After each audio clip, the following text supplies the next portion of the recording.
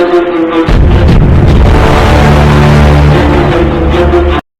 म्हणून गेलं तर महाराष्ट्राकरता ही फार दुर्दैवी घटना आहे. महाराष्ट्राचा खरा दादा आणि बारामतीचा किल्लेदार, वक्तशीरपणाचा माणूस, अजात शत्रू आपल्यातून हिरावून गेलेला आहे. खरं म्हणाल तर ते महाराष्ट्राचं फार मोठं नुकसान आहे.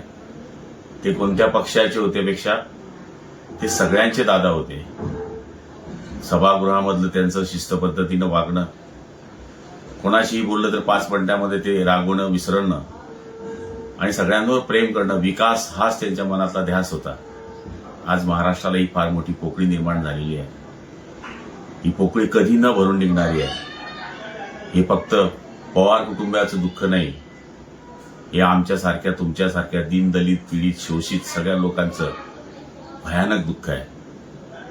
अशा आमच्या लाडक्या दादाला श्रद्धांजली अर्पण करत असताना मन हेलावत आहे की ज्याने सगळ्यांना न्याय दिला त्याला परमेश्वराने का न्याय दिला नाही, हे माझं परमेश्वराकडे मागणं आहे.